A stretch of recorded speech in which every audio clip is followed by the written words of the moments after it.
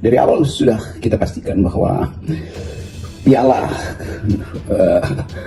OCCRP ini akan diingat terus oleh sejarah tuh. Dan itu yang akhirnya terbukti hari-hari ini. Masih berlangsung kemarahan netizen terhadap prestasi negatif Jokowi yang dilembagakan melalui trofi nomor 2 koruptor terbesar di dunia itu. Tetapi sekali lagi kita mesti terangkan sebetulnya bahwa upaya dari para pendukung Pak Jokowi untuk meminta pembuktian dari OCCRP itu tidak mungkin.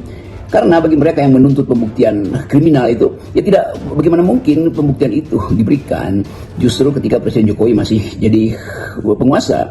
Satu waktu nanti, ya mungkin setahun ke depan lalu mulai ada proses politik untuk membuktikan secara kriminal, secara pidana bahwa Jokowi itu koruptor berdasarkan justru temuan OCCRP. Jadi bersabarlah para netizen itu. Yang kedua, yang disebut korupsi itu bukan sekedar atau bukan terutama mengambil uang lalu dibuktikan di pengadilan. Korup itu dalam bahasa Inggris artinya merusak. Korup itu artinya mematahkan. Korup itu artinya berbuat jahat. Korup itu artinya manipulatif. Jadi dari segi itu tindakan Presiden Jokowi bahkan sebelum bisa dibuktikan di pengadilan sudah disebut korup. Kan intinya itu kan, korup di dalam kebijakan, korup dari sejak cara berpikir. Menghendaki penambahan masa jabatan itu adalah corrupted mind gitu atau corruptive policies gitu.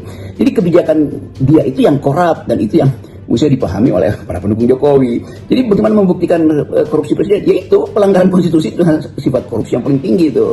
Nah, dari pelanggaran itu muncul korupsi-korupsi lain yang sampai sekarang masih orang persoalkan, yaitu kedudukan anaknya Jokowi, saudara Gibran, yang terus masih diprotek oleh bapaknya. Jadi bapaknya pun masih melakukan corruptive mind, yaitu memprotek kedudukan Gibran itu dengan mengidealkan Gibran sebagai tokoh 2009. Nah, itu yang mulai terbaca oleh kalangan Partai Gerindra. Dan itu yang memungkinkan kita tiba pada satu final analysis bahwa akan terjadi konfrontasi antara Gibran dengan Gerindra. Itu pasti terjadi itu.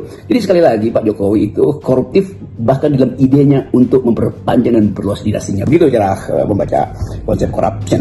Tidak ada misalnya di dalam sejarah kerusakan demokrasi, dalam sejarah otoritarisme, pembuktian korupsi itu mendahului sebut aja hukuman yang bahkan dalam revolusi Prancis hukumannya itu telak betul tuh. Sang Raja Louis XVI itu tidak perlu dibuktikan dia korupsi berapa banyak, tapi oleh rakyat dia sudah tidak dipercaya, lalu diseret di alun-alun kota Paris 1789 itu dan dipenggal kepalanya. Kan itu pembuktian. Lalu ditanya di mana korupsinya? Yaitu korupsinya itu ada di dalam persepsi rakyat. Kenapa yang dirasakan rakyat walaupun tidak kuantitatif, apalagi kalau dia kuantitatif, itu artinya korupsi.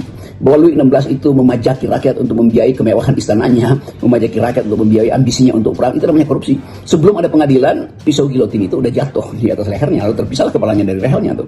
Nah, itu yang terjadi misalnya sekarang tuh. OCCRP itu semacam pisau gilotin dari netizen. Nah, kira-kira begitu saya mau terangkan tuh. Jadi pisau gilotin udah jatuh bahkan ketika OCCRP diminta untuk membuktikan, dan bagi OCCRP nggak penting karena netizen udah punya persepsi. Nah, di mana kita lihat aja indeks persepsi yang dibuat oleh lembaga survei dunia tuh. Tetapi nanti netizen datang, Pasar Jokowi akan tanya lagi, bagaimana mungkin indeks kita itu turun, dalam indeks kita itu memburuk dalam soal korupsi, kalau Presiden Jokowi masih dieluk-elukan oleh 82% pendukungnya. Ya itu artinya tautologi, mesti dibuktikan terbalik bahwa kalau indeksnya persepsi publik itu, dunia itu meriset dan menemukan fakta bahwa Jokowi itu dalam era kepemimpinannya Indonesia itu makin buruk persepsi korupsinya, maka kita boleh tidak percaya 80% pendukungnya. Jadi kita mesti pilih keterangan para reviewer dan analis dunia yang tidak punya kepentingan dengan Indonesia selain kepentingan memberantas korupsi, dan lembaga survei yang disogok oleh Jokowi yang justru ingin memanipulasi angka likability pada presiden. Kan itu dasarnya kan. Jadi sebetulnya walaupun ada dua statistik yang bekerja, statistik yang dibuat oleh Jokowi sendiri melalui tim surveyornya dan statistik yang dibuat oleh netizen yang kemudian diupload ke OCCRP. Sekarang kita pilih mana yang benar. Ya kalau akhirnya 82% itu dianggap palsu, maka sebaliknya benar. Jadi persepsi rakyat itu yang benar. Jadi kelihatannya kalau diukur-ukur bahwa memang yang disebut sebagai Vox Populi Vox Dei artinya bukan suara rakyat adalah suara Tuhan, tapi suara rakyat itu tidak mungkin dibatalkan oleh Tuhan. Itu maksudnya Vox Populi Vox Dei itu. Jadi sekali lagi kita ada di dalam kecemasan bahwa OCCRP masih akan jadi common enemy dari mereka yang membela Mulyono. Sementara bagi OCCRP aktivitas mereka akan tumbuh terus. Semester depan mulai akan ada riset lagi itu untuk menentukan skala yang diperlukan untuk memperlihatkan perubahan politik korupsi di Indonesia atau di seluruh dunia. Jadi OCCRP itu akan bekerja terus walaupun dia diancam oleh netizen atau ada yang bahkan di dalam pemberitaan OCRP akan ada bom dikirim ke kantor OCRP. Itu kan sebetulnya ya semacam cawe-cawe yang ada gunanya. Ya mulai ada tuntutan lagi untuk bikin studi kasus dong untuk membandingkan Indonesia dengan Bashar Assad itu.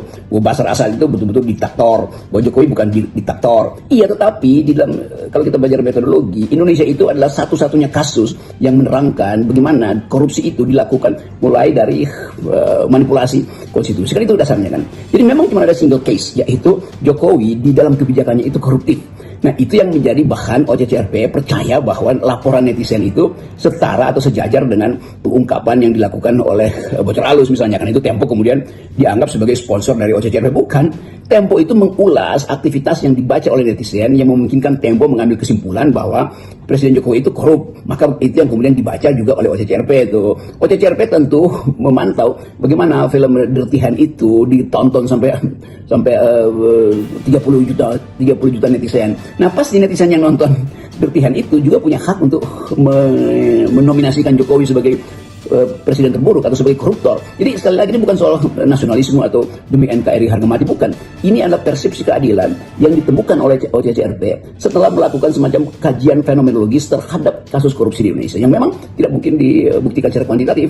Jadi sekali lagi kondisional itu sudah terjadi, bahwa syarat-syarat untuk mengimpeach Presiden Jokowi tidak terpenuhi karena dia masih berkuasa pada waktu itu. Tapi setelah ini syarat-syarat untuk meminta pertanggungjawaban pidana Presiden Jokowi terhadap kebijakan dia yang koruptif, sekali lagi ya, kebijakan yang koruptif. Nah, itu yang memungkinkan kita pergi pada harapan bahwa suatu waktu nanti yang mungkin tidak terlalu lama itu Pak Jokowi pasti akan diminta pertanggungjawaban di KPK.